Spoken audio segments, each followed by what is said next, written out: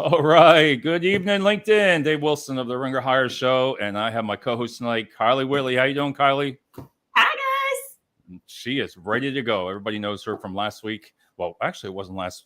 What was it? I don't even know what day it is Friday. right It was now. Friday night. Friday. So less than That's a right. week. Yeah. That's right. So, hey, tonight, everybody, we're going to talk about a great subject, and it is going to be about micromanagement.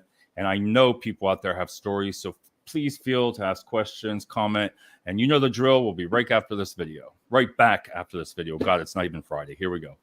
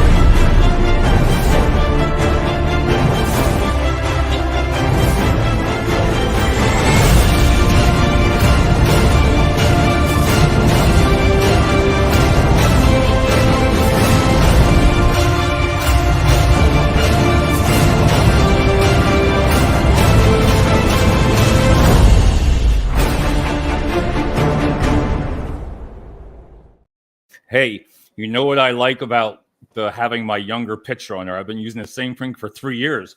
It's kind of nice. You don't change your profile picture, and it doesn't even look like the person. I'm like, damn. It's like having your license picture from 20 years ago because you just keep renewing it online. You're like, yeah, that's me. I look great. Yeah, it's true because you're like, all right, I think I'm just going to keep that. And everybody keeps saying, I get asked that too. When are you going to change your profile picture? And I'm like, I'm not. Why? It's like a brand, that's got the fire on it like that. So I kind of freaking love it. Me. So yeah, right. Geez. So we got Rob's already in the house. I figured I know Rob's gonna have questions on this one. Hey, Rob. He just texted me before the show. He said, "You going on tonight?" I was like, "Yeah." Hey, listen, this topic here, God, it ranks up there with the top shows that I always look at the insights I've told you before, and it's always been about micromanagement, ghosting, and like interviews. And it just seems like that whenever I do a show like this, because I take it personal, and I'm going to tell a little bit of my story tonight. I'm sure you will too. But it's such a topic. It's such a topic that people sometimes don't know what to do if they've never experienced, and that is a micromanager. It can be a very intimidating situation. Yeah, well, we got Travis was on the show. Wow, it's been a long time. How you doing, Travis? Hope things are well. Yeah, he's military too. But if I was to say to you, what is a micromanager? What do you say? I say ass. It's funny. Okay, so that is the non-PC answer, and I have plenty of those for you. But it's only my second time on, so I'll try to hone it in here. Yeah. But honestly, for me, I think at the end of it, it just comes down to feeling as though you were hired to do a job that you're not trusted to do. Yeah. I don't want to have somebody overseeing me in a capacity that doesn't feel constructive. It feels controlling. I am a grown woman. I am doing this job because I'm excited. I'm empowered. I am ready. And that is male or female. We are in this to make a difference. We're a group. Yes, Travis, ineptitude. It makes you feel inept. No, he's going to use these big words. He knows these words. He's going to use these words, and you're going to understand. Yeah, and I'm not going to know because Travis, I'm going to have to Google that one. Inadequate. Unavailable to do the job you were hired to do, and I can spend 30% of my day every day explaining to you what I'm doing, or you can give me that 30% back. Talk to me once a week. And let me do 30% more of my job that you hired me and are paying me to do. And for me, that is where I want to be. I think the scary part of micromanaging is that it's seen in a completely negative light. And I'm going to play devil's advocate here and say, I don't want to be micromanaged in any capacity. But some people do. Well, some people like it. It's not always a bad, listen, you learn so much about it from researching it and what causes it and what, behind the scenes, but it's not always a bad thing sometimes. It can be okay for like a project that you really listen. If you're in charge of something, there's nothing wrong with, overseeing your team. But at the same time, you got, like you said, ring yourself in, because you got to leave it to some part of your team. You have to. And I admit, sometimes I think I had a little bit in me like that. Sometimes, not all of it, not like what it's supposed to be, but I had to learn one thing, and that was listen. They'd always say, Dave, listen. Yeah. And I kind of knew that that's what that meant. Funny enough, I actually had somebody who interviewed me this week. Right.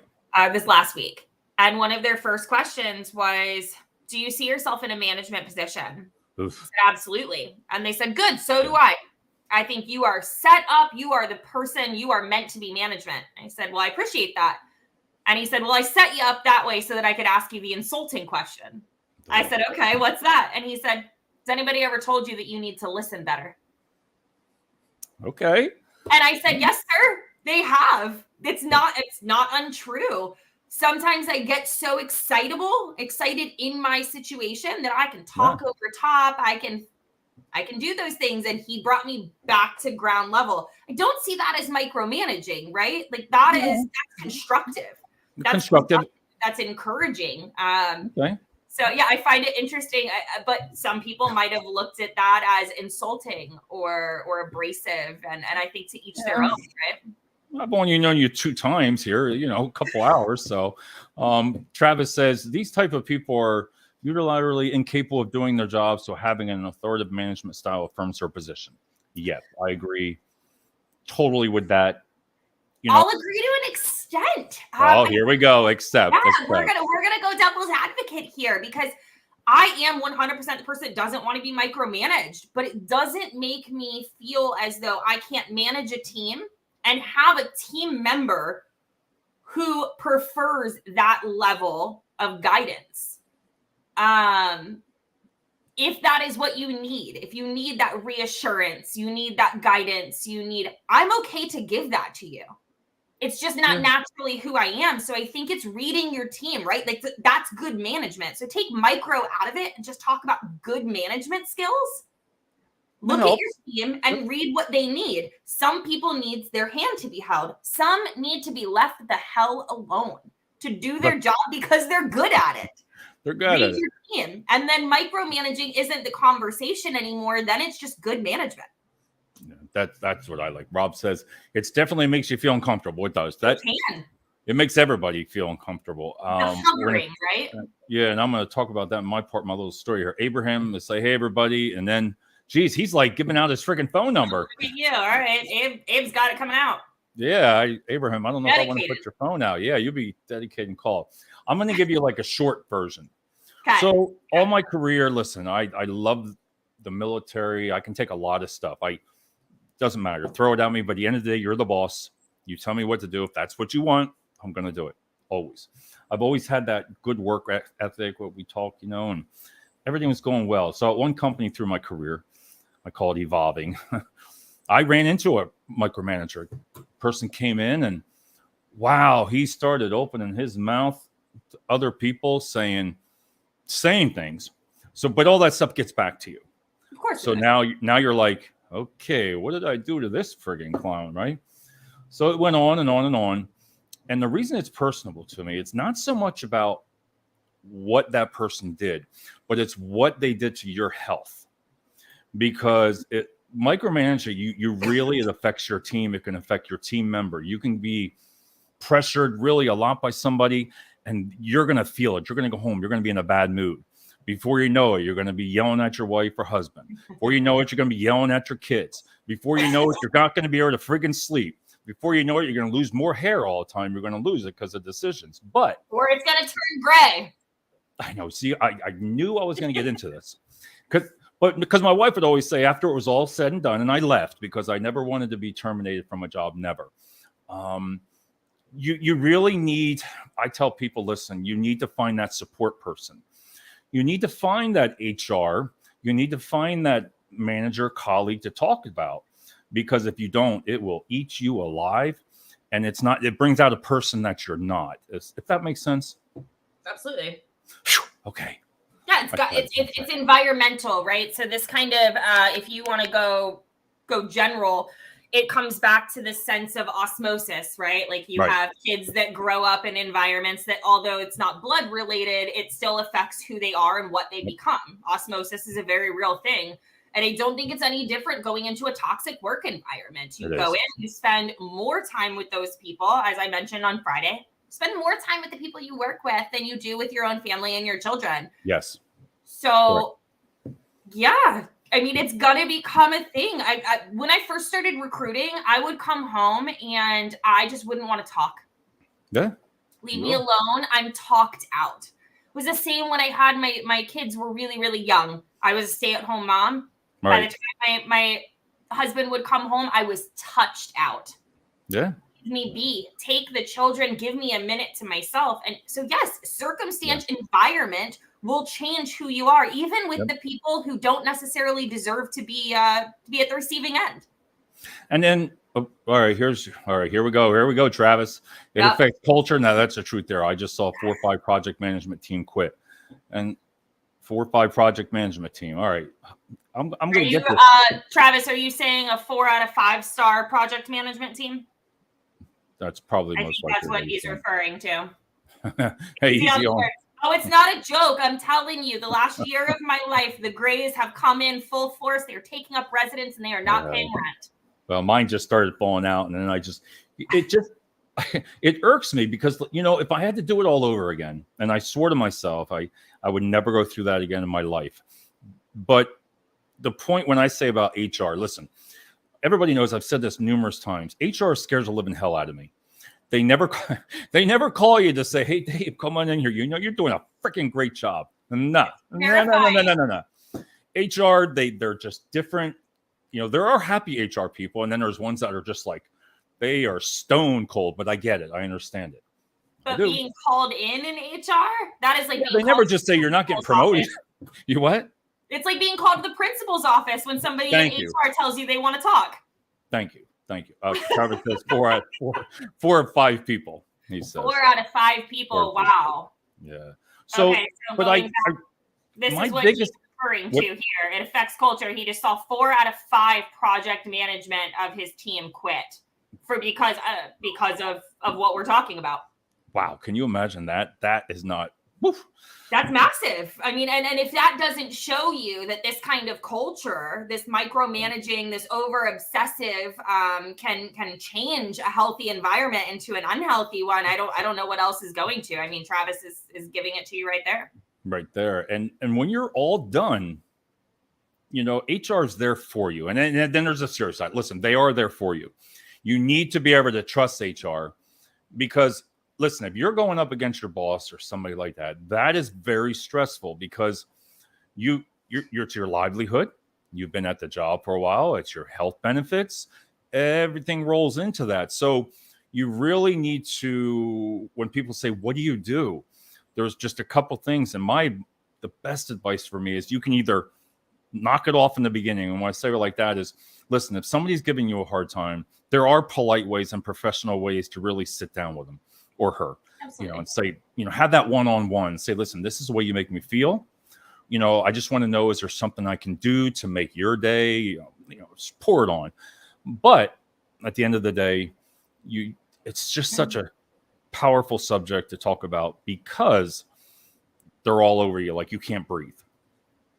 Well, I guess for me, that immediately becomes the question on the other side is, what creates that comfort? So if you're in a situation where you're being micromanaged, you feel like you're not in a healthy space, what creates a healthy enough environment even inside of that for the employee to feel as though it's worth going to HR versus starting to look elsewhere? Gotcha. And there's ways, like you said, you want to work with, and we'll talk about that too, is there's ways that what do you do? How do you work with somebody? Because not everybody wants to leave their work. Not everybody wants to look for another job. But my story, I did go and do that. But if I had to do it again, I would have done totally things differently and very professional because I know what can happen on the opposite end. You really, it's a sore subject. And people, it's people's livelihood, like you said, and it's stressful for them. And it's stressful. Listen, I think a micromanager, I was reading up a lot of, they said a lot of micromanagers have problems with OCD. Yeah. That was in one of the studies. And that makes sense, does it? Mm-hmm. Yeah, absolutely. It's the need to control, which is also actually very common in ADD and ADHD people. Right. And that was one of the things I couldn't believe. Like, all right, so OCD. So majority of micromanagers, OCD. And I'm thinking, okay, maybe like you said, like in the military, I mean, I'm OCD, like, because I like things neat sometimes, you know. But is that orderly or OCD? I don't know, you know. OCD, I understand what OCD is, but if that could be, I haven't read into it that much to see why that correlates with that, you know. Like it's a need for control. It's exactly what it sounds like, obsessive compulsive. How do you have time to do your job if you're micromanaging? I think, Travis, that's why you don't get micromanaging until you're at a management level, because your job is to manage the team. And sometimes people don't know how to manage the culture and the workload versus managing the person. And I think sometimes people get put into management before they're ready. Right. And then all they know how to do is tell somebody how to do what they're already good at, right? So you're taking a person on your team and you're going, okay, this is what you should be doing. They don't know how to manage a team. They know how to do the job. And that's not synonymous. I had a question of there was a couple of times on the show people would ask, can a micromanager change? And I say, yeah, because I call it, again, behavior modification. Listen, if another boss sits down with that person and tells them what they're doing and try to learn from that, some people will take that suggestion and do that. Some of them, listen, that's just, like you said, they're not ready for it. You know, there should be more training with it, I think. I really believe that some kind of training should be in the workplace for that type of work, because this is a big, big subject, you know. Here we go. See, I don't know the word, but apparently she does. So thanks, Travis. You know, I love it. But no, it's a very thing. And some of the things that, how do you know when you're a micromanager? Like when you look for something like this, I was looking, they resist delegating work. They want it done their way. You know, I'm sure you've had that problem before. Yeah, not delegation being inappropriate. Also, I just looked it up for you. The direct of ineptitude is a lack of skill or ability. It's a direct definition. Okay, I'm gonna let you announce group. I always say it wrong. I'm gonna see how Kylie says it. Come on. Appropriate. Come on. I don't know if that's how it is, but that's how I'm announcing it. If it's wrong, please tell me. But hello. I have not seen you in a while, young lady. It's just the first time I've seen her come on the show for a while.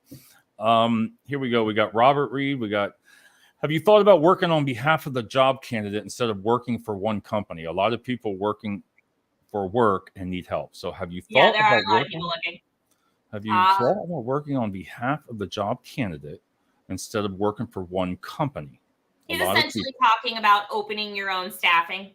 And we kind of touched on this on Friday. Yeah, I'm not in a position right now to do that as a full-time option. I am, however, and I think David will echo this.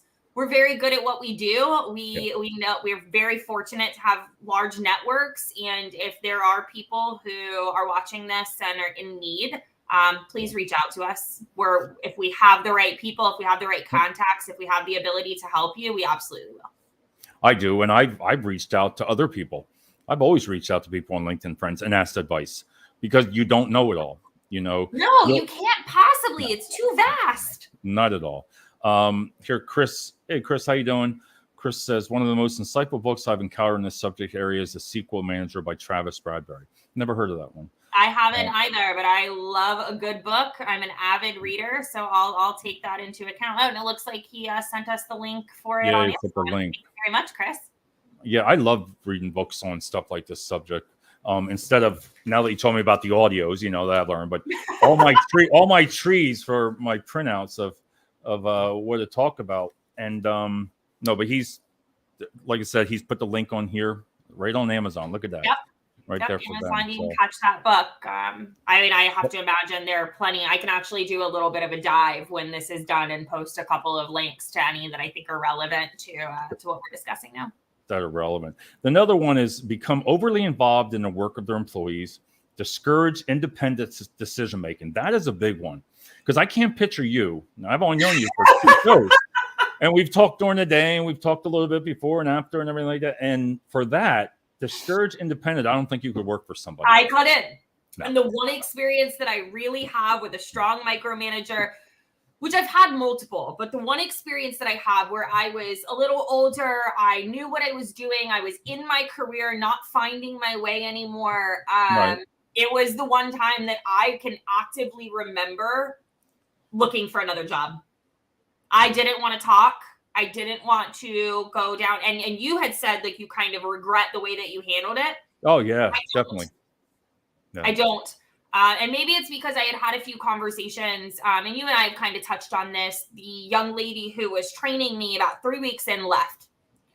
Right. So, and any talent acquisition professional is going to hear what I'm getting ready to say, and their eyes are going to get the size of Texas. But I ended up running with anywhere between 80 and 100 recs. Right.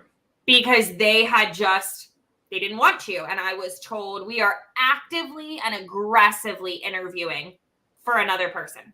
Wow. We will have a backfill for you. Thank you so much for taking this on. And so in my stance, I felt it was amazing, right? Like I'm brand new. They're trusting me with this. I'm proving my worth. I'm learning more about the company. I was looking at it all positive. Yep. 4 or 5 months in, no new people are being brought in. I'm not hearing anything about these backup interviews. And now my manager is over my shoulder all day, every day. Where are we at with this? Where are we at with this? Because I have such a vast rec load. It's an unrealistic thing for a singular human. But now he is getting heavily involved. And instead of my approach as a manager would have been, this is too much. Do you think you've noticed? Do you think some of your coworkers noticed that? No, because we were remote. Oh, geez. So that's a different. Yeah, that's correct. Yeah, I didn't even think about that because that's another topic on there because, or do you get micromanaged with that? I could see a little bit more of that, like because you're working remote. I bet a micromanager, a strong one, would have a hard friggin' time working remote. I bet that would be so difficult. It was obsessive. The amount of video calls that got thrown on, the text messages, the phone calls, it was impossible to do my job, plus give all of the reports that they were asking for. But what happened was somehow in the course of all of this, I ended up running the requisition team for the CEO and president. So of course that takes precedence, right? But when you have 80 to 100 recs, how can you deem any of them as top priority unless you're in a tiering system? They wouldn't allow me to tier. But then they wanted direct reports for that and all the subsidiaries on a regular basis. Okay. I can't be that person. I can't do that. And so it wasn't just micromanaging at that point, but it was micromanaging to an unrealistic expectation. Right. And that's where it comes. Would you, and I bet you, I'm going to put money on it that you would, if you had an employee or some of your team, and you saw a micromanager, you can see it. Employees see it. You know, if that micromanager is after one person or, you know, if that person's after this one, would you say something to the person? Because you can tell if you come into like a meeting, and I'm sure some of them that listen to this in the morning, you know, you have your morning meetings and you have that. There might be that one quiet person. Something's going on. And you could say like something's wrong with her or him. There's a lot. Would you get involved? On a professional level, no. Yeah. And I would like to say that I'm better than that I would put myself in there, but no, I have mouths to feed and bills to pay, and no, I know my place to a certain extent. I was wrong. On a personal level, would I pull that person aside and get involved because I care? And because whatever is happening with them, I want to help correct it because it doesn't seem like anybody else is. Absolutely. And now you weren't wrong. You weren't wrong. I spent a lot of years. And that makes total sense. I know what you're saying there. You're right. Because a lot of people do probably overlook. I'll go with that one. but at the people same also time get on a personal involved note. and lose their jobs. Right. Right. Because you you could overstep. I am a round table mentality. You love that comment. I am so that person, but you have to accept the fact that not everybody is. Right. And so I cannot come in and have that round table mentality knowing that my senior, whether that's senior TA or management or director or all of the above, knowing that they do not share the same values, right, and then expect to step in and not lose what I have. Okay. So I think that there is an extent of self-value, self-preservation, and standing up for yourself. And that is what I think as you age into your career is so complicated, right? Like you want it to be easy, but it's just not. How am I supposed to respond to all that? How am I supposed to respond to all that what you just said? There's just not a one. My mind is going everywhere. It's like, Dave, I'm thinking, oh yeah, I agree with you. Then I don't. Then I do. Then I don't. Then I do. Then I don't. I'm like, wait a minute here. I'm all over the place. I'm going to take you to the part that I realized after everything that you said was I agree with you. Sometimes you're not going to go after that boss naturally. That would be because you got bills to pay, everything like that.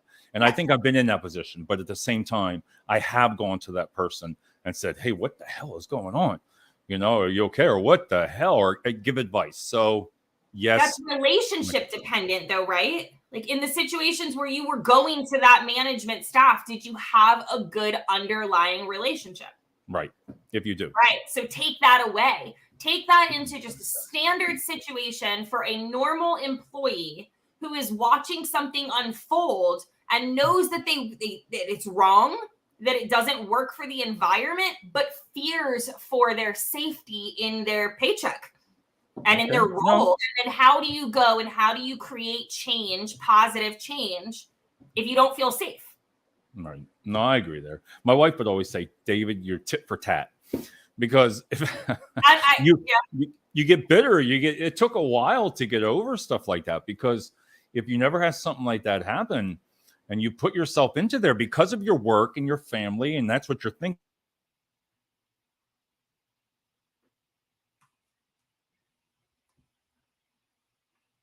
David, you're muted. There we go. But I see both points of that, but I had to learn not tit for tat. I had to finally just let it go. Let it go. I think that's exposure and experience, though, right? Like that's life experience. That's not and you grow. And that's how you get people can ask you advice if you've been through it. You know what to do or what not. Some of the other things that they do, and I get all this, is ask for frequent updates, detailed reports on a regular basis. Too much, right? And they want you spend a lot of time doing things that I don't think you need to, but they're going to press it because, again, they're being the manager. They're just in that position. All right, now we got the man. Now we got the man. Drop the microphone, everything right now. There it is. Mr. Kenny Dunner. David Wilson, savor the flavor of the awesomeness in you, sir, for sharing your delectable nuggets of wisdom, information, inspiration, encouragement, enthusiasm, knowledge, motivation, guidance with us today and every day. Kenny. Always just the best string of verbiage coming from Ken. I love it. He's got to have either copy and paste, or he does that all the time. I see Kenny's a great guy. He's got them all just saved and ready to go. There's no way. Yeah, Kenny, have you ever worked for a micromanager in your 35 years, Kenny? I want you to think about that. 35 years, Kenny. Have you worked for a micromanager, and how did you deal with it? I want to see what he types back on that part. I like it. But like you said, if you go into a place and there's a lot of high turnover, okay, sometimes it is from a micromanager, and it could be a certain manager that people just don't want to work for. And somebody new coming in, that's where it's hard, because when a new employee starts, how do you protect that new employee from the toxic work environment? If you have a toxic work environment and then you have a micromanager and a new employee, everybody's going to talk to that new employee and say this and say that. It's a hard line. I think that's the scary part, right? Is that Matt, we're on next week. We're doing a show next week on LinkedIn, and I'm looking forward to it and typing like a madman. I love that. That's true. All right, here we go. What if you had a manager just comes to you only bad times or not appreciate the things you do right? Take that one out. I think that's common as well. So to your initial talking about people who are coming in, I think that's the scary part as the entry level or lower level, I hate to say that, but employee, is that you can't help them. No. You have to count on the seniority above that micromanager to take care of that for you. And hope that you have the relationship that you can go to them. And that's where just a really healthy work environment becomes valuable. Rob, what if you had a manager that just comes to you only at bad times, do not appreciate things you do right? I have had that more times than I count. Kenny, I didn't say AI, Kenny. I said cut and paste.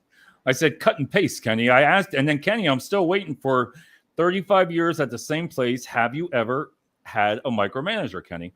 He had to have in 35 years. Of course. 35 years. You know, there he is. Going back, I've had those managers that come back and they only want to take care of things in a negative light. It's and I think what amazes me the most is those people tend to have the mentality of, well, I'm paying you to do your job. I don't need to pat you on the back for it. Right. No, that's true. I think it is transparency, because I have had that with management where I have gone to those managers and said, hey, look, I don't need to be told on a daily basis that I'm doing a good job. Right. But just meet me a little bit. When things go really well, tell me they are. I'm changing, man. I'm changing. I want it every day. I want it every hour. Dave, you are the best. Dave, we love you. I will text you every day, but I personally text me every day. You are great. There's nothing wrong. But no, I know what Rob's saying there. I get that. And that's just, again, you know, I really believe that a lot of these things work comes for training. You know, I believe there should be more training within the workforce for their management team. Because not everybody can lead. And I think that a lot of people who are very good at their jobs, they can lead, but they don't know how to separate themselves from doing the job to guiding the job, right? Right. And so teaching them how to take themselves out of it just enough to oversee it as a big picture instead of an immediate situation is really what it comes down to. As the employee, as the team member, you're accustomed to, I have this to do, and this is how we get the job done. When you get into management, you have 7, 10, 20 people underneath you, and you're trying to oversee it as a big picture, and you don't always know how to do that. Kenny, I thought we were friends. We are friends, Kenny. He probably doesn't have a mean bone in his body because he's always so positive. But he's positive. You know, when you like Kenny, all right, he's got like 35 years. You don't find many people that have that many years at a company anymore. That error, you know, that's a long time. So that tells you there that when you put a career in 30-some years, that's a lot. That's just saying a lot about the company, you know, because you got people that'll stay there that long. But some of the other things that they talk about here is copy. I never had this one happen. I prefer to be copied on every email. I've heard of that. I've had to do that. Are rarely satisfied with deliverables. Okay. Suggest unrealistic expectations. And you talked about the expectations. You know, I think that if that's set up front, you know, find that the teams are usually demotivated, some people will rebel. They're only going to do what they have to do to get by. If working with a micromanager sometimes, because how do you keep them away from you? How do you keep her away from you? Either feed them with love or something. I've actually interviewed and flat out told people in my interviews, I don't do well with micromanaging. And I know this is not a flattering quality about myself, but I revert to being a 7-year-old child. And whatever you ask me to do, I will do the opposite. I don't want to be micromanaged. And I have actually told people that in my interview and then still gotten the job and then still been micromanaged. My God. And that it goes on and never stops. Here's some other. I like this. Feel that if a task is done to be done right, they should do it themselves. Sometimes micromanagers will do that. They'll just finish the job themselves. But what does that do for your team as far as encouraging them, helping their personal growth, growing your brand, growing your team, growing your company? If you're just taking it on, who are you teaching and why are you in management? Yeah, I don't think they realize it. I don't think a person, listen, there is a little bit of me. I told you when I was a little bit younger, I think I didn't listen all the time. I didn't listen all the time as I should, because I was always told, Dave, listen, then talk. But listen to your team. And sometimes I would take a team's idea of a person and I would let them do it when I knew it wouldn't work. Right. And then it was okay that they failed. They not failed, but it was okay that they saw. And there's ways around it that you can work with your team. Listen, if there's a person that comes up with some good ideas, come on, you gotta listen to that person. You should. Yeah, you should, as long as you can get the work done, right? Yeah, but you also should be encouraging that team, just like you said, allow them to fail, because then they learn how to pick themselves back up. Yep. What's this? Kylie, there's a specific industry are you looking to work in? I'm staying in talent acquisition currently. Yeah, I love being a recruiter. I love helping people. We've talked about that before. Anything else? No, right? Some of the other things here, it's a lot of it. Monitor behavior, activities, employees, focus on unimportant details, insist that all work processes are documented. Yep. I will say, if you are going through a micromanager and somebody, you need to write things down. Document everything. And I had a girl that I worked with, and she was a good colleague, and she would always be like, now it's time to prepare for war. That's what she said. Prepare for war. I was like, you wrote everything down, because when you got into that meeting, they wrote it down. And if you don't, they were prepared. By the time they pulled you in, it was because they did their due diligence. So you better have it already, because by the time they bring you in, it's too late.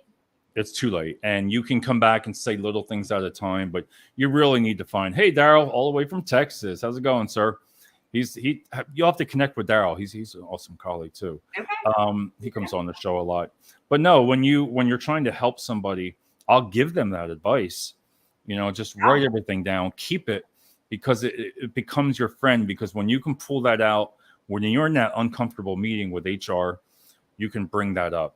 And it's okay to be upset. You have every right. If it's really somebody's after you and they're really trying to make you either leave, like you said, or look for another job, majority of the time they'll try to push you out.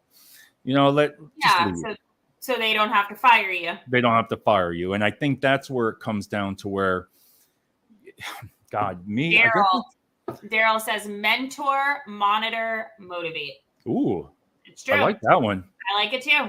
The 3 M's. I like that, Daryl. Mentor, monitor, motivate.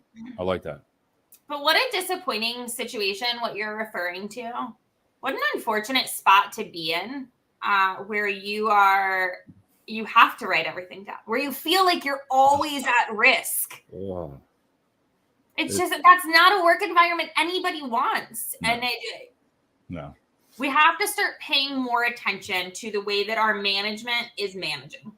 We assume that because they did well in the role that we can promote them and let them go. And then we don't look at them when the attrition changes, when we start losing all of our valuable players. Yeah, when they leave, when you start seeing them, like when, Travis said that about people leaving on the team. That's what happens. 4 out of 5 people. Yeah, but they were talking about here, fear of loss of control over projects, unskilled employees on their team, a belief that work deemed superior to their own may take them look inadequate, extreme need for control, domination. We've touched that. This one here, poor self-image and insecurities. I think that comes back to sometimes a micromanager, because like you even said about not having that power, like some of them are really, they want that power, that authority. They thrive for that. We got Chris, one of the most insightful. Oh, I think that's the one that he said before. Oh, geez, I'm already done the other thing. Here we go. There we go. Does writing things down help you keep your job? No, and I want to say that, and that's kind of where I was headed to. Rob, thank you very much. I mean, David, you're not wrong. It puts you in a better position. I think it stops you from being fired. Is kind of what that is HR is no longer going to just pull your job out from underneath you. So yeah, I guess it does help you keep your job, but it doesn't keep you wanting your job, I guess is the difference. So once that conversation has been had, you've written everything down, you have dotted your I's and crossed your T's, you are safe. But do you want to be there anymore? Once HR is pulled in, once your manager is against you, your team is turned against you, do you want to be there anymore? Even if you're in the right? So yeah, maybe it helps you keep your job, but it doesn't help you help to keep you wanting your job. No, and I like that. I'm going to write that one down too. Where'd you get that one from? Right up there? Jesus, how? That good old noggin. Good. All right. Daryl's like, nope. When at risk, then I'm making an escape plan. Since HR only cares of morale at the time, self-reduction, monitor, and ensure employees. I'm going to leave that up for a minute.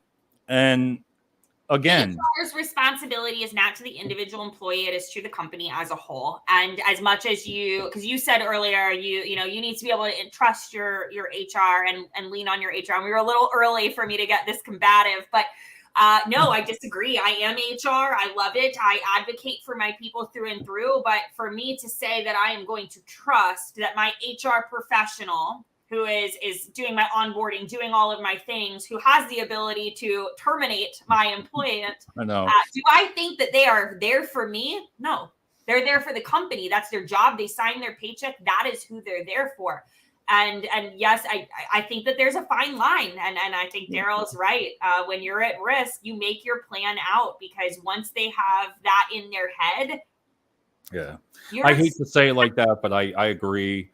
It comes down to, you got to make, I like how it says here, HR only cares of morale at time of self-reduction, right there, reduction. I like that right there when I'm reading that, because it's at that time.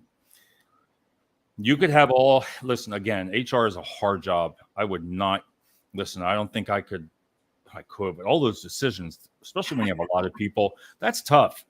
And you got to be solid, because you're there to help both sides. You have to have an HR that is for the people and for the management on both. You have to. Okay, so I'm going to pull up what Daryl just said, because I'm still disagreeing with you. And so is Daryl. HR is only there to support the company in legal realms. He's right. I mean, we want to believe that. And I think that when things are good, HR is on your side, and they are a wonderful resource and a wonderful tool. But do not mistake a resource for a friend, because they're not. They're employees just like you are. They're expendable just like you are. And they are the ones who will sign your termination agreement if the company decides it.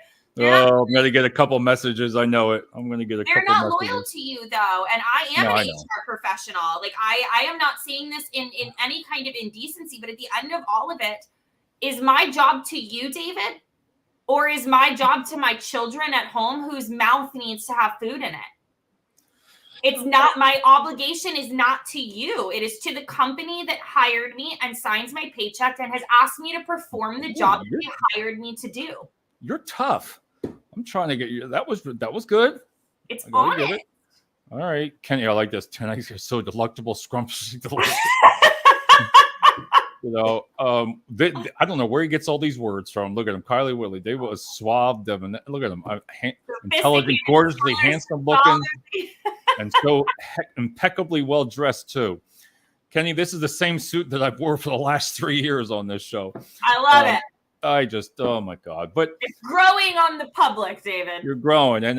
But I'm thinking of what you said, and oh God, that's a whole show right there. We'll have to do one on HR.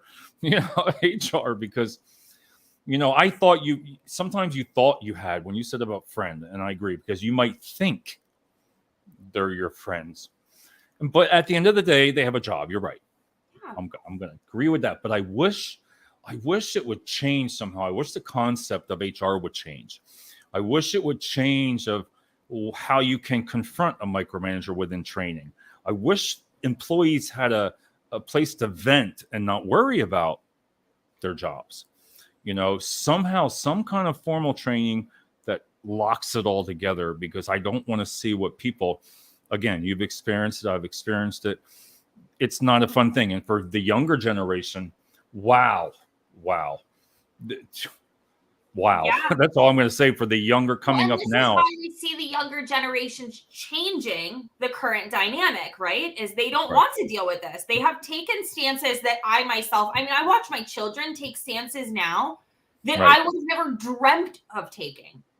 But they have no problem putting their foot down, even entry level, and saying, I'm not going to do this. Okay, Daryl, I'm going to go backwards. So he says this then, after my comment, he said, this then breaks the trust relationship necessary to build bonds. Okay. With no bonds, no team. I'm not talking about the team though, Daryl. I'm talking about HR, and that can be misconstrued. I'm not talking about my direct manager. I'm not talking about my seniority. I'm not talking about my teammates. Those people, we are there together. But unless my direct situation is HR, the HR is not there for you. They're there for the company. And they are there for you to make sure that you are meeting with the company in the best way possible. But when everything comes down to it, it's for the company. But I don't think, Daryl, that has anything to do with an internal team environment. Your trust in your team can be the same. I've had phenomenal relationships with my team members and my managers, my seniors, and still known that at the end of it, if I went and told HR that I was going to wear a tank top to work tomorrow, that they're probably going to say something, no matter how close we are. It just comes in. That's not the same. It's not the same. I don't think that those things are parallel. Kenny, I heard that HR is not your friend. They're your friend until they have to be there for their company. Right. And I'm going to agree with that. I'm going to agree with that. This is a good conversation. I just wish it was different. You're zoned right in there. I just wish it was different. But at the end of the day, that's the truth. It's the truth. They're there to protect the company. I think that there is flex for difference. I do. We gotta have an HR director on here. We have to get an HR director come in on the show. I would love that. Whew, yeah, and really, have a good show about what about a good HR is set up for, and to deal with all the scenarios. To deal with, like, what do you do? How does an employee? Because I've never seen, like, when I first got hired a company, I've never heard of saying, hey, if you're having problems. I don't even think I've ever even heard of that. Like, everybody just knows HR. That's it. Yeah. Go to HR. So Daryl just said, but why would anyone trust HR when it comes back around to bite you in the behind, especially questioning micromanagers? Daryl, this is why I said in the beginning, I immediately started looking for a new role when I realized that my manager was not something that I was happy with, because I didn't trust turning around and going to HR. I knew that it would go back to my manager. I didn't trust it. And I think that's kind of the hiccup here, right? Is we assume because HR does our onboarding and sends us our offer letter and guides us through the process and makes us feel warm and fuzzy, that they are there for us exclusively. Right. And that's the difference, right? Take the word exclusively into account here. They are not there for us exclusively. They are there for us and the company, and how to marry that relationship in the best way possible. But when it comes down to fight or flight here, they're choosing the company, and because that is their job, they're not doing here. I am trying to protect both. I'm trying to protect both. I just wish it would be different. And there is nothing negative, though, David. We are not saying anything bad about HR. What I'm saying is they have a job that we are setting an unrealistic expectation to an HR professional. It's not fair. No, Kenny, I like stirring the pot. That's what makes sense, Ken. Yeah, some people like to twist that in there, but no. All right, so I think we learned a lot tonight. I really think we learned a lot tonight, and I'm going to give you a minute, and I'm going to take a minute. Wow, we're almost for 50 minutes. That show goes quick, don't it? When it's good, it goes. It goes. All right, so I want to thank everybody for coming on the show tonight. And if you were listening tonight, here's your elevator. If you want to. What do you suggest? Micromanagement. What are your views? What would you suggest? I think just try to take everything with a grain of salt. Understand that they probably aren't doing it because of who you are or because of what you're doing. It's kind of the one finger at you, three back at me mentality. This is something they're struggling with. And it's a part of their personality. Now, if you are in that situation, it's not going to change, or you don't know how to change it, and you feel like you just aren't going to be happy there, maybe it's time to start considering elsewhere, and finding something that does. And then for the people who love it and want that structure and that enjoyment of having that pecking, right? Like, here Okay. is what I expect of you every single day. We're going to recap at the end. Some people need that. I'm not saying that micromanaging is necessarily a bad thing, just Right. like I'm not saying that there's anything wrong with HR. Everybody has a purpose to fill. Right. I think the problem is assuming that everybody's purpose is to fill your happiness. It's not. So find the place that you fit, find where it works for you, and don't worry about that micromanager and how they choose to do their job. If that doesn't work for you, find somewhere that does. You can't Very fix good advice. everybody else. You can only fix your happiness. And I think at the end of it, that's just what you got to do. Well, you convinced Kenny because he's like, when are you coming back? I'll be back next Wednesday. Wednesday nights, Kenny. Wednesday nights with Kylie. She's going to be on the show. My advice is the same thing. It's where I've been through it. Is listen, if you're really going through that micromanager and it affects your health, it affects your family, it affects your children. You can't sleep.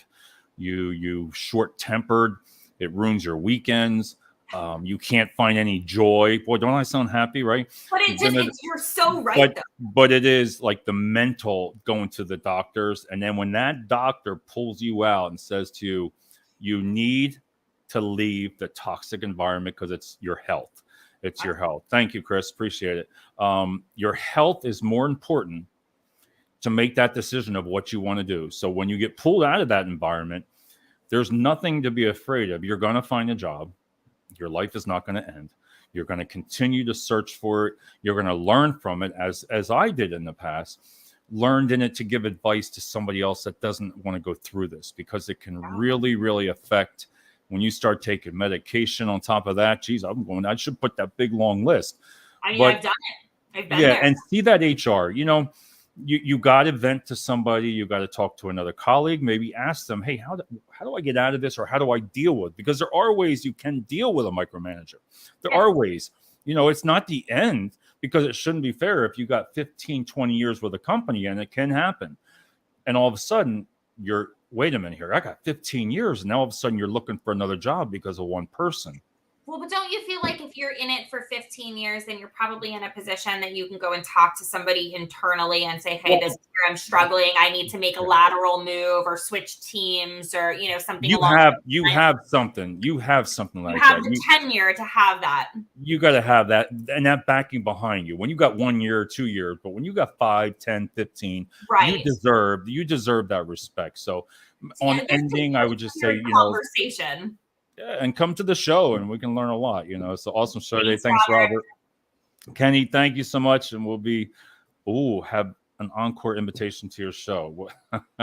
See, you got a friend in Kenny for life now. So thanks, Kenny. Yeah. I appreciate you. All right, everybody. Thanks so much. And like I said, Kylie's going to be doing Wednesday night shows. We got another great show coming up on Wednesday with her, and then she's going to stop in on some of the other shows too, pop in as a special guest, and just welcome her here. And there's going to be some good conversations, some good things coming up. We got some great guests coming. We're going to really try to work on some different things for the show and bring some other people in there. I would love to bring, like you said, an HR director in here, something different to have that conversation. I think that would be a very interesting company, or a very interesting conversation to have. Wouldn't it? So everybody have a good night, and I'll see you tomorrow. We have a show on finding a person a new job, and terrible. Oh my! Wait, I want to make sure I say his name down. Don't you worry. Look, I was just sitting there saying tomorrow night. Oh, Mike Knowles. We're gonna put Mike Knowles back to work. I wanted to make sure I had his last name there. So everybody have a great night, and young lady, I'm going to talk to you right after this. Yes, sir. See everybody soon. Good night, guys.